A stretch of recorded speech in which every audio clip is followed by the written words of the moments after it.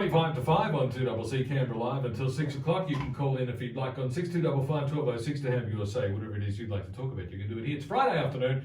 It's bang smack right after the 4:30 news. And you know what that means. It's time to talk about money. How you doing, all right? You good?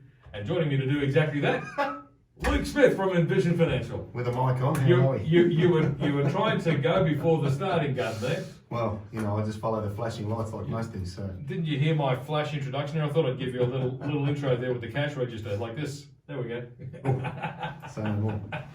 Well, we're here to talk about our finances as we do every Friday afternoon. Yep. And here we are. It's the 10th of July already. It's flashed by. Where does it There you go. The first 10 days of the new financial year are already behind us, just about. So time to start thinking about the next financial year, isn't it? Well, yeah, it's a little bit like that. It's actually been quite interesting because we've had COVID issues, we've had Victoria in a mess, we've got a few leaking out here, and I'm actually quite surprised the markets have held up as well as they have in light of the potential, which is generally what markets sort of factor into their pricing. And you know, we've seen positives and negatives this week, but all in all, it's sort of stayed up around that 6,000 mark, which is quite encouraging for the state of the economy and the potential for what's going on in relation to the pandemic. So, in fact, I can look at the chart now. I'll tell you the ASX 200 fell about 0.6% today. It's only a small fall, and the closing index figure was 5,919.2. Yeah, so up one, down one, up one, down one, up. Yeah, it was up a bit yesterday, down a bit today. So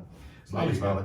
Today we're talking about reward yourself for change, not reward yourself for a change, which is because, like, you know, I don't usually reward myself. I should do that for a change. No, reward yourself for making change. Yeah, look, I think it's important to put a little bit of context today, fairly lighthearted, nothing too heavy today, but to just, I guess, reconfirm that making change is not easy. And anytime you try and do that, you're going to have good days, you're going to have bad days. And you can liken that to just about anything in life, let's be fair. It could be going to the gym, it could be swimming, it could be running. You start going a certain distance, and the more you do it, the better you get. If you expect to go out in the first 2 weeks and lift huge weights in the gym, and you're 60 kilos wringing wet, you're probably going to be disappointed. So today was really just about trying to remind people, or just reconfirm that it's going to take some time to make some changes, and you're going to have to make some sacrifices, and there'll be some good ones, there'll be some bad ones, there'll be some sacrifices you don't want to make, but for the greater good. Some of the key things that we'll talk about, today are the context in which you do it, and managing your expectations and your behaviours so that you don't become disenfranchised, and you can build on something very, very slowly, like you would with any other change in your normal day-to-day life. And the kind of change we're talking about here is change in your financial life, change in your financial habits, change in the way you do things, the change perhaps in your attitude towards your finances. And I suppose one of the biggest changes, and perhaps one of the most challenging changes, is the decision to finally decide to opt to actually create a budget. Look, frightens the pants off most people. Correct. And I don't think it should. And anybody that's been in the office over the last couple of weeks, we've had this discussion in that, you know, people have come in and said, I've heard you talk about budgeting on the show, and, you know, is it everything that it needs to be? It's not everything. It's just one little part of trying to get a handle on what you're starting with, and more importantly, what you're working with. Because again, becoming disenfranchised is very, very easy. If your friend's saving $5,000 a quarter and you're saving $1, without actually understanding what that individual may do, may have, or whether they have 2 kids, 4 kids, or no kids. So I guess again, it's just about reinforcing to people that you can't count money in other people's pocket.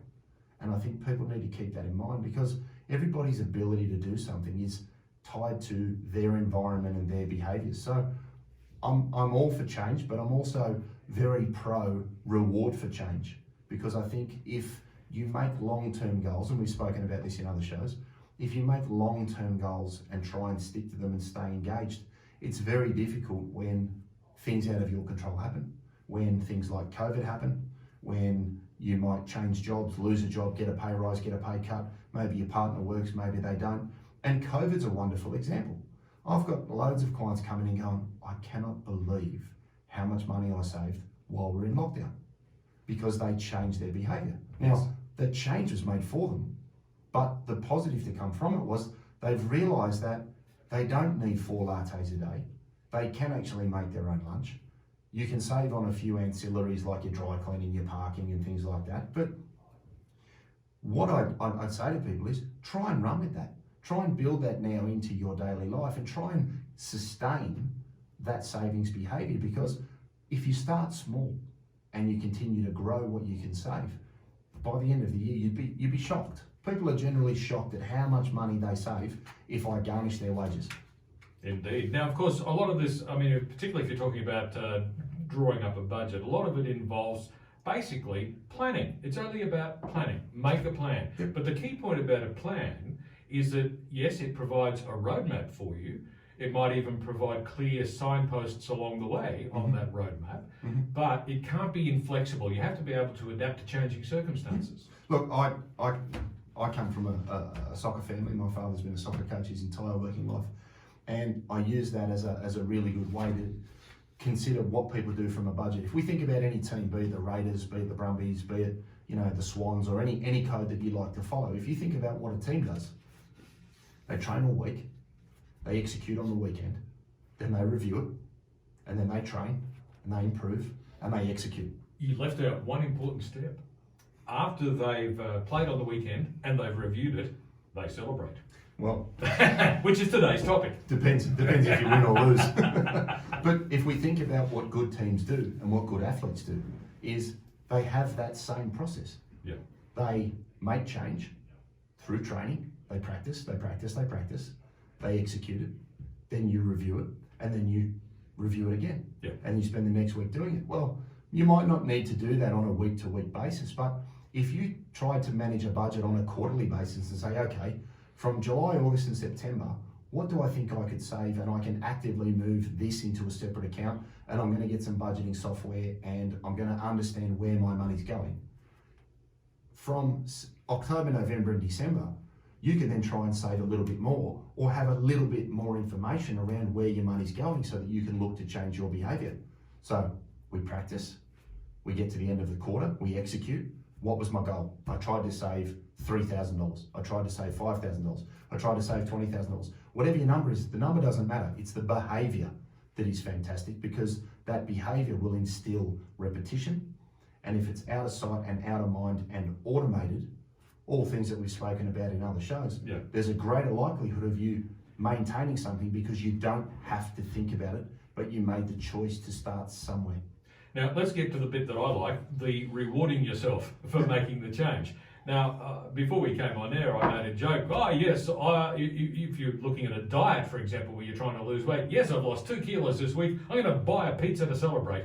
Obviously, you run the risk of undoing all your good work. So what should you do to reward yourself? I think it's important to set a goal that you can attain short-term, medium-term, long-term, so that if you do have a slip or a trip, you don't then become disenfranchised and throw it away altogether. And a great analogy, I've lost a couple of kilos, and then there was a couple of birthday parties and I put 1 or 2 back on. Well, you don't throw the diet out. You just refine what you're eating, get back into your routine and continue on. Now, anybody that watches movies knows that, Dwayne Johnson, The Rock's in pretty good condition.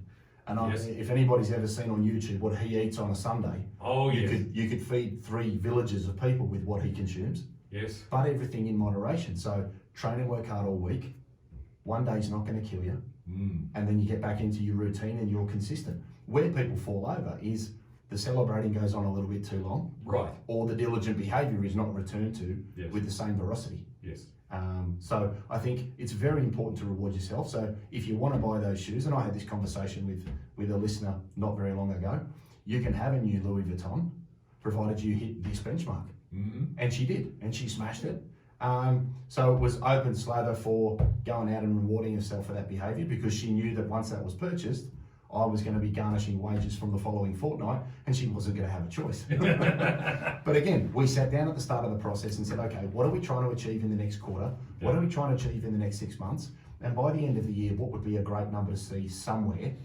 And then let's work towards changing your behaviour so that that is sustainable. And if my goal is XYZ, then I can predetermine my reward should be, 10% of that, or whatever the case might be.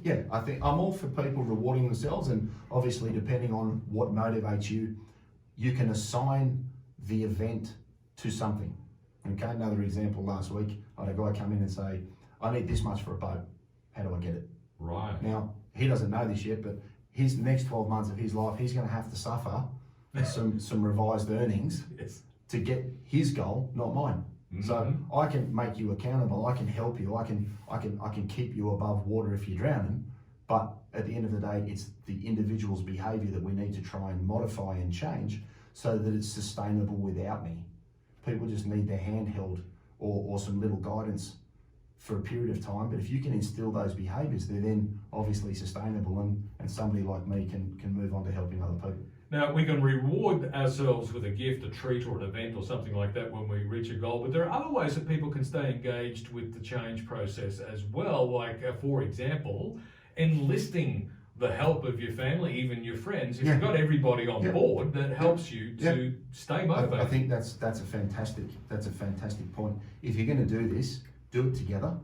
If you're going to do it, potentially do it as a family, especially if you've got big kids, 20 plus and maybe earning, studying, but understand the value of saving. I know my 4-year-old struggles with it, but that's okay. But if you do it as a collective, it's similar to a diet. If you've got husband's on a diet and wife's not, and she's sitting there eating KFC and you're eating a green salad, it's a bit frustrating. Yes. Torture the poor bloke, you know what I mean? But if you do it together, then obviously you can ramp up the volume at which you save, but you've also got that engagement of your family, your peers. You could do it in a workplace, you could turn it into a competition. It doesn't really matter. If you're going to do it as a competition in the workplace, do it on a percentage basis, because obviously people could be earning different amounts of money. I know a good friend of mine did that in their workplace in relation to weight. And they said, right, we're going to do it on a percentage of change, because obviously everybody has a different starting weight. So I think if you can do it with a communal approach where it's appropriate, you can make it a competition within the kids and then reward the kids. For every $1 you save, I'll give you $1. For every $1 you save, I'll give you $2. Yes. I'll tell you what, the loose change around your house will disappear in a heartbeat, I can guarantee you. So I think it's really important that you have these sorts of mechanisms to keep you engaged. And obviously it's going to take time to build up. So don't try and leap into this and say, right, I'm going to run 100 meters in 11 seconds. Start at 15 seconds and work your way down. Don't set the goal too high so that it's not attainable and then become disenfranchised because your expectations weren't in line with your reality. And of course, you said earlier, you should have short-term, medium-term and long-term goals. Yep, exactly. So if we started a new financial year, for example, I'd be saying to people, okay, what can we save this quarter? And if you hit that, right, let's do A, B and C. What can we have by Christmas? Yeah. And then what can we have maybe by the end of the year, or depending on when the individual's specific objective is. So the guy I was talking to the other day, he needed a boat by summer. Right. So he better get cracking and get saving. And that'll be what we try and work towards doing, whilst maintaining some balance and some lifestyle, because I've never advocated that you have to then go and live in a tent and eat beans and toast and turn your life upside down. Although you can if you want to. Yeah, well, again, I read in a book recently, sacrifice or regret, you choose. And ultimately that's always the decision. How badly do you want the boat over eating out 5 nights a week? If I give you the choice, you'd probably have a boat. It's about 12 minutes to 5 on 2CC Canberra Live until 6 o'clock. I'm joined by Luke Smith from Envision Financial, and today we're talking about rewarding yourself for being able to make change. We'll be back with more in just a moment.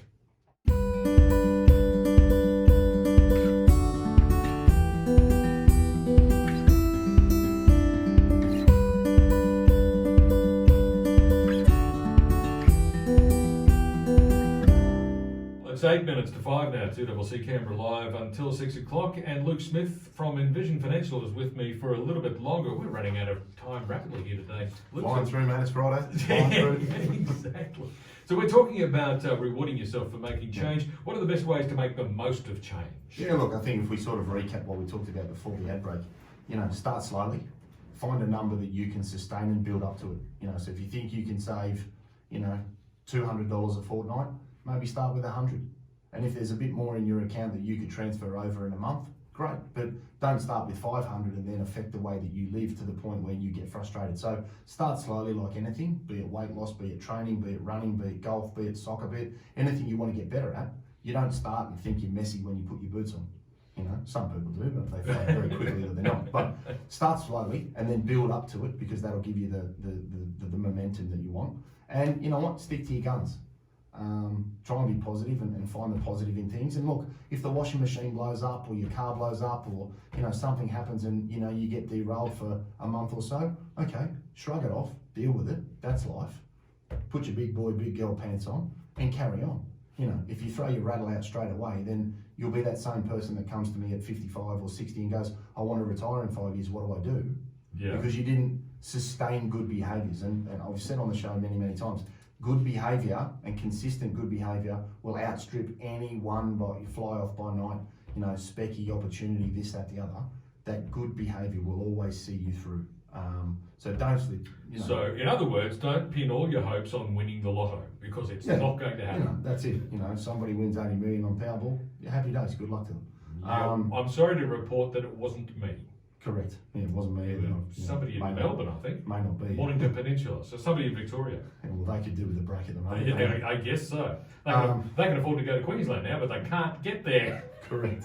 Reward the success. You know, have a short-term goal, have a medium-term goal, and have a long-term goal, and then reward those benchmarks, like my Louis Vuitton girl, and go out and give yourself something so that you know you're doing something for a reason. If you're in pain and you're suffering and you're going through this and that's your view, you might as well get something at the end of it than throw it in halfway. So if you're going to commit to it, stay the course, have a view that you can make it sustainable, reward yourself, and where you can, use some tech. You know, set up a direct debit, set up a rounding software, set up a separate bank account so that you can't see it, and then have an amount garnished out of your salary every other Thursday or whenever you get paid, so that you're not thinking about it. And I can honestly say that as long as you don't get your numbers wildly wrong, you won't miss the money. Your lifestyle will not change, and you'd be pleasantly surprised at what could be in that bank account that is not tied. And this is really important. Make sure it's not tied to your online banking on your phone. Because after a couple of champagnes, you may make some silly decisions and unravel some good behaviour. Indeed, yeah. Well, that's one of the most important things is being able to put things into separate bank accounts. Because you can have a bank account that takes care of all your household expenses. Have another bank account that is saving up for your boat. And have another bank account for your day-to-day expenses. Just make sure just keep them separate. Yeah, I'm cool with that, but just make sure that all of those bank accounts offset a non-deductible loan if you have one. So make sure you've got a lending provider that will give you multiple offset accounts, so that if you are that sort of person that likes that allocation, and I'm all for saving, and call it your boat account. You know, if that gives you the motivation for your 24-foot boat, great, because you will run towards that faster than I can drag you. Indeed. Well, we've been talking about how to reward yourself for making change, and of course, if you'd like to know more about it, what do we need to do, Luke? Yeah, well, look, as I say, 62604749. Come in, make a time, have a health check, see where you're at, and get a handle on that. Obviously, we've got the podcast, the Strategy Stacker, that's on Spotify and on Apple. And we've also got YouTube, Envision Financial Canberra, where we have the educational content from today. And we're also going to look at starting a budgeting program. So if you want to enroll in that or get some more information or just get your name on the list, we're going to run that for 3 months from September to December and give people some software so that they can actually get a handle on what's going on. So we'll catch you again next Friday. Sounds good.